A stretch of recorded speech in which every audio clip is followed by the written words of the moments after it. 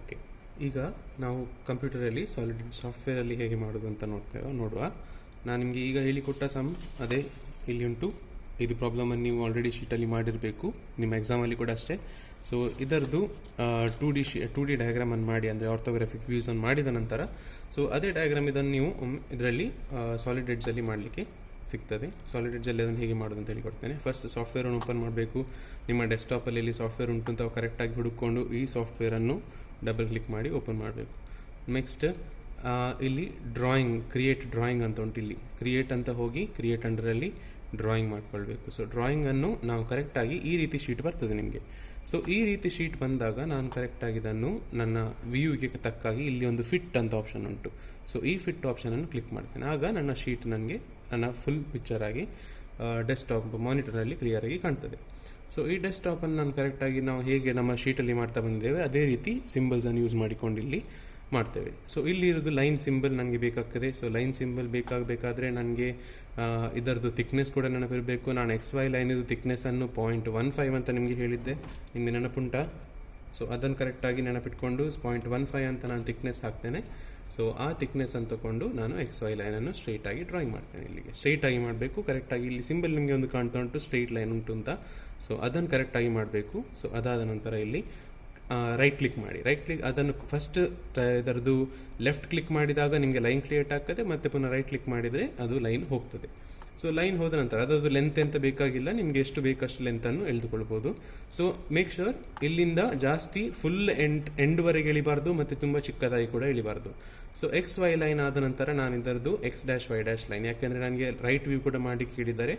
So ಅದಕ್ಕೋಸ್ಕರ ನಾನು ಇದರದ್ದು ಸ್ಟ್ರೈಟ್ ಇನ್ನೊಂದು ಲೈನ್ 0.15 ಥಿಕ್ನೆಸ್ಸಲ್ಲೇ ಎಳಿತೇನೆ. ನೆಕ್ಸ್ಟ್ ಇನ್ನು ನನಗೆ ಬೇಕಾಗಿರೋ ನೆಕ್ಸ್ಟ್ ಲೈನ್ಗಳು 0.4 ಅಂತ ಹೇಳಿದರೆ ವಿಸಿಬಲ್ ಥಿಕ್ನೆಸ್, 0.05 ಅಂತ ಹೇಳಿದರೆ ಅದರದ್ದು ಕನ್ಸ್ಟ್ರಕ್ಷನ್ ಲೈನ್ಸ್. ಈ 0.05 ಲೈನನ್ನು ನಾನು ತಗೊಂಡು ಕನ್ಸ್ಟ್ರಕ್ಟ್ ಮಾಡ್ತೇನೆ. ಸೊ 0.05 ಲೈನ್ ತಗೊಂಡು ಎಲ್ಲಿಯ ಒಂದು ಪಾಯಿಂಟ್ ತಗೊಂಡು ಸೊ ಈ ಪೋರ್ಷನನ್ನು ನಾನು ಹೇಗೆ ಮಾಡ್ತೇನೆ, ಇದರದ್ದು ಇಲ್ಲಿಂದ ಅದರದ್ದು ಲೆಂತ್ ಈಗ ನನಗೆ ಬೇಕಾಗ್ತದೆ. ಸೊ ಲೆಂತನ್ನು ನೀವು ಆಗ ಮಾಡಿರೋ ಡಯಾಗ್ರಾಮ್ ಪ್ರಕಾರ ನೋಡಿದರೆ ಅದರದ್ದು ಹೊರಿಸಾಂಟಲ್ ಲೆಂತ್ ಅಂದರೆ ಅಡ್ಡ ಲೆಂತ್ 50.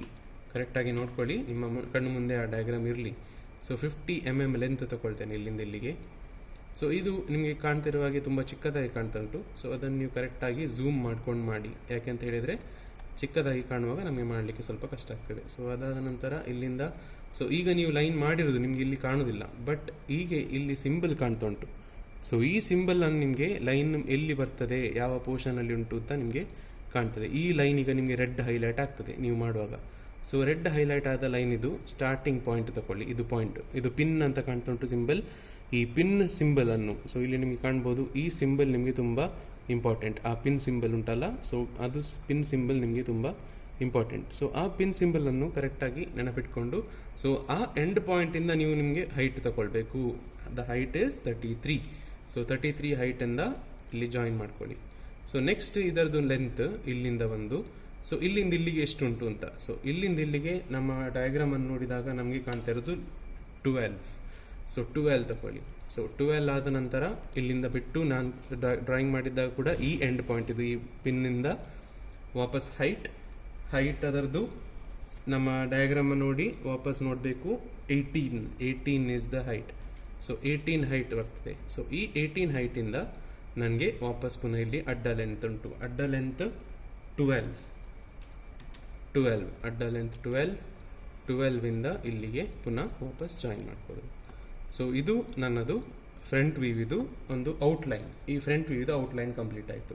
ಸೊ ಈ ಫ್ರಂಟ್ ವ್ಯೂದ ಔಟ್ಲೈನಲ್ಲಿ ಮತ್ತೊಂದು ಇಲ್ಲಿಂದ ಇಲ್ಲಿಗೆ ಎಕ್ಸ್ಟ್ರಾ ಲೈನ್ ಜಾಯಿನ್ ಆಗ್ತದೆ. ಅದನ್ನು ಕೂಡ ನಾನು ಮಾಡ್ತೇನೆ. ನಿಮ್ಮ ಡ್ರಾಯಿಂಗ್ ನೀವು ಮಾಡಿರೋದನ್ನು ನೋಡಿರ್ಬೋದು. ಈ ಡಯಾಗ್ರಾಮ್ ಔಟ್ಲೈನ್ ಆಯಿತು, ಇನ್ನು ಇಲ್ಲಿದು ಈ ಎಕ್ಸ್ಟ್ರಾ ಲೈನನ್ನು ನನಗೆ ಮಾಡಲಿಕ್ಕೆ ಸಿಗ್ತದೆ. ಸೊ ಇದನ್ನು ಕಂಪ್ಲೀಟ್ ಮಾಡಿಬಿಡ್ತೇನೆ. ಇದರದ್ದು ಫ್ರಂಟ್ ವ್ಯೂ ಈ ರೀತಿ ಕಾಣ್ತದೆ. ಸೊ ಇದಾದ ನಂತರ ನನಗೆ ಇದರದ್ದು ಟಾಪ್ ವ್ಯೂ ಕೂಡ ಮಾಡಬೇಕು. ಸೊ ಟಾಪ್ ವ್ಯೂ ಮಾಡಬೇಕಾದ್ರೆ ಸ್ವಲ್ಪ ಫಿಟ್ ನೋಡಿ ಕರೆಕ್ಟಾಗಿ ಯಾವುದು ನನಗೆ ಎಷ್ಟು ಜಾಗ ಬೇಕು, ಇಲ್ಲಿ ಇಷ್ಟು ನನಗೆ ಇದರದ್ದು ಟಾಪ್ ವ್ಯೂ ಮಾಡಲಿಕ್ಕೆ ಬೇಕು ಜಾಗ. ಸೊ ಅದನ್ನು ನಾನು ಲೈನನ್ನು ಕರೆಕ್ಟಾಗಿ ಎಳೆದುಕೊಳ್ತೇನೆ. ಸೊ ಇಲ್ಲಿಂದ ಇದನ್ನು ಪ್ರೊಜೆಕ್ಟ್ ಮಾಡ್ತೇನೆ. ನಾನು ಹೇಳಿದಾಗೆ ಪ್ರೊಜೆಕ್ಷನ್ ಲೈನ್ ಮಾಡಿ ರ್ಯಾಂಡಮ್ ಎಷ್ಟು ಬೇಕಷ್ಟು ಉದ್ದ ಎಳೆದುಕೊಳ್ಳಿ. ಮತ್ತು ಯಾವುದೋ ಒಂದು ಎಂಡಿಂದ ಇದರದ್ದು ವ್ಯೂ ಡ್ರಾಯಿಂಗ್ ಮಾಡಲಿಕ್ಕೆ ಸ್ಟಾರ್ಟ್ ಮಾಡಿ. ಎಲ್ಲಿಂದ ಸಹ ಸ್ಟಾರ್ಟ್ ಮಾಡ್ಬೋದು, ನಿಮಗೆ ಇಲ್ಲೇ ಮಾಡಬೇಕು ಹಾಗೇನಿಲ್ಲ. ಬಾಕ್ಸ್ ಮಾಡಬೇಕು ಅಂತ ಹೇಳ್ತೇನೆ ನಾನು. ಸೊ ಬಾಕ್ಸ್ ಆಫ್ 50 ಲೆಂತ್ ಮತ್ತು ಇಲ್ಲಿಂದ ಇಲ್ಲಿಗೆ ಅದರದ್ದು 40 ಅದರದ್ದು ವಿಡ್ತ್ 40.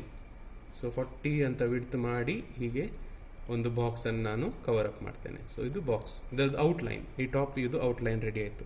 ಟಾಪ್ ವ್ಯೂದು ಔಟ್ಲೈನ್ ರೆಡಿ ಆದ ನಂತರ ನನಗೆ ಇನ್ನೂ ಉಳಿದಿರೋದು ಇದರದ್ದು ಪ್ರೊಜೆಕ್ಷನ್. ವಾಪಸ್ ಪುನಃ ಇಲ್ಲಿಂದ ಇಲ್ಲಿ ಮಾಡಬೇಕು, ಇಲ್ಲಿಂದ ಇಲ್ಲಿಗೆ ನೇರಕ್ಕೆ ಸ್ಟ್ರೈಟ್ ಈ ಲೈನ್ ಮೇಲೆ. ಅಲ್ಲಿ ಪುನಃ ಒಂದು ನಿಮಗೆ ಸಿಂಬಲ್ ಕಾಣಿರ್ಬೋದು, ವಾಪಸ್ ನೋಡ್ಕೊಳ್ಳಿ ಒಮ್ಮೆ.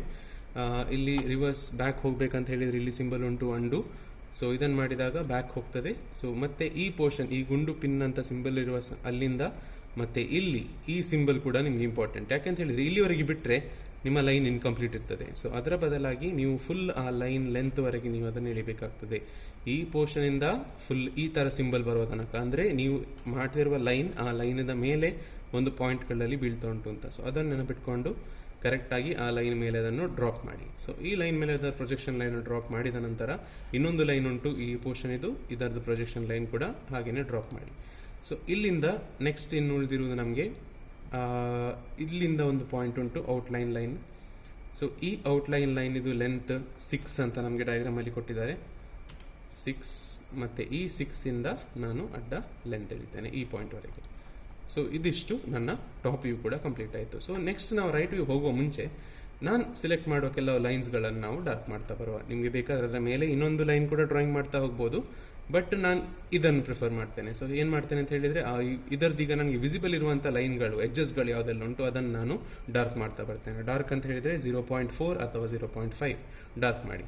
ಸೊ ನೆಕ್ಸ್ಟ್ ಇಲ್ಲಾದರೆ ನಿಮ್ಗೆ ಇನ್ನೊಂದು ಏನು ಮಾಡ್ಬೋದು ಅಂತ ಹೇಳಿದರೆ, ಕಂಟ್ರೋಲ್ ಅಂತ ಹಿಡಿದು ಇದ್ದಿರುವ ಎಲ್ಲ ಪಾಯಿಂಟ್, ಈ ಕಾಣ್ತಿರುವ ನನ್ನ ಎಡ್ಜಸ್ ಉಂಟಲ್ಲ, ಕಂಟ್ರೋಲ್ ಸಿಂಬಲ್ ನಾನು ಪ್ರೆಸ್ ಮಾಡಿದ್ದೇನೆ. ಸೊ ಅದ ಕಾರಣ ನನಗೆ ಇದು ಒಟ್ಟಿಗೆ ಸೆಲೆಕ್ಟ್ ಆಗ್ತಾ ಉಂಟು. ಸೊ ಇದು ಸೆಲೆಕ್ಟ್ ಆಗ್ತದೆ. ಸೊ ಈಗ ನೀವು ಇನ್ನೊಂದು ಮಿಸ್ಟೇಕ್ ಎಂತ ಆಗ್ತದೆ ಅಂತ ಹೇಳಿದರೆ, ಸೆಲೆಕ್ಟ್ ಮಾಡುವಾಗ ಈ ರೀತಿ ನಾವು ಲೈನನ್ನು ಸೆಲೆಕ್ಟ್ ಮಾಡ್ತಾ ಹೋದರೆ ಇಲ್ಲಿ ಈ ಫುಲ್ ಪ್ರೊಜೆಕ್ಷನ್ ಲೈನೇ ಡಾರ್ಕ್ ಆಗಿಬಿಡ್ತದೆ. ಸೊ ಅದರ ಬದಲಾಗಿ ಈ ಫುಲ್ ಪ್ರೊಜೆಕ್ಷನ್ ಲೈನ್ ಡಾರ್ಕ್ ಆಗುವ ಬದಲಾಗಿ ನನಗೆ ಈ ರೀತಿ ಆಗ್ತದೆ. ಒಂದು ವೇಳೆ ನಾನೀಗ ಮಾಡಿದರೆ, ಈಗ ನೋಡಿ ಇದು ಈ ರೀತಿ ಕಾಣ್ತದೆ. ಸೊ ಈ ರೀತಿ ನನಗೆ ಕಾಣಬಾರ್ದು, ಇದು ಈ ಲೈನ್ ನನಗೆ ಡಾರ್ಕ್ ಕಾಣಬಾರ್ದು. ಸೊ ಅದಕ್ಕೋಸ್ಕರ ನಾನು ಎಂತ ಮಾಡ್ತೇನೆ ಅಂತ ಹೇಳಿದರೆ, ಆ ಥರ ಪ್ರೊಜೆಕ್ಷನ್ ಲೈನ್ ಇರುವ ಜಾಗಗಳಲ್ಲಿ ನಾನು ಖಾಲಿ ಡೈರೆಕ್ಟಾಗಿ 0.4 ಥಿಕ್ನೆಸ್ ಇದ್ದು ಲೈನನ್ನು ಅದರ ಮೇಲೆ ಡ್ರಾಯಿಂಗ್ ಮಾಡ್ತಾ ಹೋಗ್ತೇನೆ. ಸೊ ಇಲ್ಲಿ ನನಗೆ ವಿಸಿಬಲ್ ಇರುವಂಥದ್ದು ಯಾವುದೆಲ್ಲ, ಈ ಪೋರ್ಷನಿಂದ ಇಲ್ಲಿಗೆ, ಇಲ್ಲಿಂದ ಇಲ್ಲಿಗೆ, ಮತ್ತು ಇದು ಇದರ ಮೇಲೆ. ಈಗ ನಾವು ಸೆಕೆಂಡ್ ಟೈಮ್ ಮಾಡ್ತಾ ಬರುವಾಗ ಲೆಂತ್ ಹಾಕುವ ಅವಶ್ಯಕತೆ ಇರುವುದಿಲ್ಲ, ಯಾಕೆಂದರೆ ನಿಮಗೆ ಆ ಲೈನ್ ಮೇಲೇ ಈ ರೀತಿ ಸಿಂಬಲ್ಗಳು ಬರ್ತಾ ಹೋಗ್ತಾ ಉಂಟು. ಸೊ ಆ ಸಿಂಬಲ್ಗಳಿಂದ ನಿಮಗೆ ತುಂಬ ಈಸಿ ಆಗ್ತದೆ. ನೆಕ್ಸ್ಟ್ ಅದರ ಮೇಲೆ ಔಟ್ಲೈನ್ ಮಾಡ್ತಾ ಹೋದಾಗ ಆಗ್ತದೆ ಅಷ್ಟೇ, ಲೆಂತ್ಗಳ ಅವಶ್ಯಕತೆ ಇರೋದಿಲ್ಲ. ಸೊ ಇಲ್ಲಿ ಪುನೊಂದು ಇಲ್ಲಿಂದ ಈ ಪೋರ್ಷನಿಗೆ, ಮತ್ತು ಇಲ್ಲಿಂದ ಇಲ್ಲಿಗೆ, ನೆಕ್ಸ್ಟ್ ಈ ಪೋರ್ಷನ್, ಮತ್ತು ಇಲ್ಲಿ, ಮತ್ತು ಇದು ಔಟ್ಲೈನನ್ನು ನಾನು ಯಾವುದ್ಯಾವುದು ನನಗೆ ವಿಸಿಬಲ್ ಎಡ್ಜಸ್ ಉಂಟು ಅದನ್ನು ನಾನು ಡಾರ್ಕ್ ಮಾಡ್ತಾ ಬಂದಿದ್ದೇನೆ ಅಷ್ಟೇ. ಸೊ ಇದು ನನ್ನ ಟಾಪ್ ವ್ಯೂ ಮತ್ತು ಫ್ರಂಟ್ ವ್ಯೂ ಕ್ಲಿಯರ್ ಆಯಿತು. ನಿಮಗೆ ಇನ್ನು ಡೈಮೆನ್ಷನಿಂಗ್ ಇದರದ್ದು ಬೇಕು ಅಂತ ಹೇಳಿದರೆ ಇಲ್ಲಿ ಒಂದು ಸ್ಮಾರ್ಟ್ ಡೈಮೆನ್ಷನ್ ಅಂತ ಒಂದು ಆಪ್ಷನ್ ಉಂಟು, ಅದನ್ನು ಕ್ಲಿಕ್ ಮಾಡ್ಕೊಳ್ಳಿ. ನಿಮಗೆ ಡೈಮೆನ್ಷನ್ ತನ್ನಷ್ಟಕ್ಕೆ ಬರ್ತಾ ಹೋಗ್ತದೆ. ಇದರದ್ದು 33 ಅಂತ ನೀವು ನಂಬರ್ ಹಾಕುವ ಅವಶ್ಯಕತೆ ಇರುವುದಿಲ್ಲ, ಬದಲಾಗಿ ನಿಮಗೆ ಅದೇ ಡೈಮೆನ್ಷನ್ ಅಂತ ತೋರಿಸ್ತಾ ಹೋಗ್ತದೆ. ಸೊ ನೀವು ನಿಮ್ಮ ಡಯಾಗ್ರಾಮಲ್ಲಿರೋ ಡೈಮೆನ್ಷನ್ ನಿಮಗೆ ಆಟೋಮ್ಯಾಟಿಕ್ ಆಗಿ ಬರ್ತಾ ಹೋಗ್ತದೆ. ಸೊ ಒಂದು ವೇಳೆ ಈಗ ನೋಡಿ, ಈಗ ನಾನು ಈ ಲೆಂತ್ ತಗೊಂಡ್ರೆ ನನಗೆ ಆ್ಯಕ್ಚುಲಿ ಬೇಕಾಗಿರುವ ಲೆಂತ್ ಇದರ ಎರಡಿನ ನಡುವೆ ಇರುವ ಲೆಂತ್. ಸ್ಮಾರ್ಟ್ ಡೈಮೆನ್ಷನಿಂಗ್ ಮಾಡಿದಾಗ ಬರೀ ನನಗೆ ಇಲ್ಲಿ ಹೀಗೆ ಲೆಂತ್ ಕಾಣ್ತದೆ. ಸೊ ಅದಕ್ಕೋಸ್ಕರ ನಾನು ಎಂತ ಮಾಡ್ತೇನೆ ಅಂತ ಹೇಳಿದರೆ, ಇಲ್ಲಿ ಇನ್ನೊಂದು ಆಪ್ಷನ್ ಉಂಟು, ಡಿಸ್ಟೆನ್ಸ್ ಬಿಟ್ವೀನ್.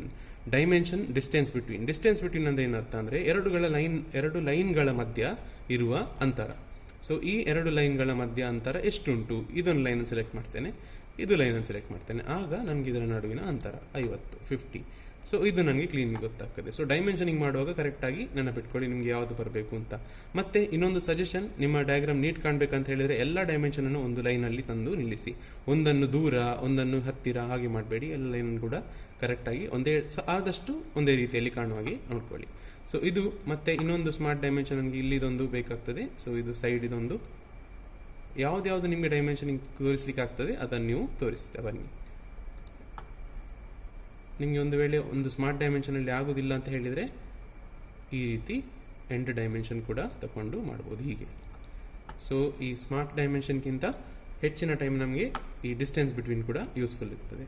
ಸೊ ಇದು ನನ್ನದು ಟಾಪ್ ವ್ಯೂ ಮತ್ತು ಫ್ರಂಟ್ ವ್ಯೂ ಆ ಡಯಾಗ್ರಾಮ್ ಇದು ಕಂಪ್ಲೀಟ್ ಆಯಿತು. ಇನ್ನು ರೈಟ್ ವ್ಯೂ ಅನ್ನು ನಾನು ಡ್ರಾಯಿಂಗ್ ಮಾಡ್ತಾ ಬರ್ತೇನೆ. ಸೊ 0.4 ಥಿಕ್ನೆಸ್ಸಲ್ಲಿ ಇರೋದನ್ನು ನೆನಪಿಟ್ಕೊಳ್ಬೇಕು ನೀವು. ಸೊ ಅದನ್ನು ನಾನು 0.5 ಥಿಕ್ನೆಸ್ಸಿಗೆ ಮಾಡ್ತೇನೆ. ಇಲ್ಲಿಂದ ವಾಪಸ್ ಪುನಃ ಪ್ರೊಜೆಕ್ಷನ್ ಲೈನ್ಗಳನ್ನು ರೈಟ್ ವ್ಯೂಗೆ ತಗೊಳ್ತಾ ಬರ್ತೇನೆ. ಸೊ ರೈಟ್ ವ್ಯೂಗೆ ತಗೊಂಡಾಗ ಎಲ್ಲಿಂದ ಸಹ ನನಗೆ ಸ್ಟಾರ್ಟ್ ಮಾಡ್ಬೋದು. ಸೊ ಆಲ್ರೆಡಿ ನಾನದು ಲೈನ್ ತಗೊಂಡು ಈ ಲೈನಿಂದ ಪುನಃ ವಾಪಸ್ ಇಲ್ಲಿಗೆ ಬಾಕ್ಸ್ ಡ್ರಾಯಿಂಗ್ ಮಾಡ್ತೇನೆ. ಬಾಕ್ಸ್ ಇದು ಅಡ್ಡ ಲೆಂತ್ 40. ನೀವು ನಮ್ಮ ಡಯಾಗ್ರಾಮನ್ನು ನೆನಪು ಮಾಡ್ಕೊಳ್ಳಿ. ನಾವು ಆಲ್ರೆಡಿ ಮಾಡಿರುವ ಆ ಡಯಾಗ್ರಾಮನ್ನು ನೋಡಿಕೊಂಡು ಕರೆಕ್ಟಾಗಿ 40 ಅಂತ ಮಾರ್ಕ್ ಮಾಡಿಕೊಂಡು ಆ ಬಾಕ್ಸನ್ನು ಕಂಪ್ಲೀಟ್ ಮಾಡ್ಕೊಳ್ಳಿ. ಸೊ ಇದು ಬಾಕ್ಸ್ ಆದ ನಂತರ ಇನ್ನೊಂದು ಡೈಮೆನ್ಷನ್ ನನಗೆ ಇಲ್ಲಿ ಇನ್ನೊಂದು ಪ್ರೊಜೆಕ್ಷನ್ ಲೈನ್ ಬೇಕಾಗಿರೋದು ಇಲ್ಲಿಂದ ಇದರವರೆಗೆ.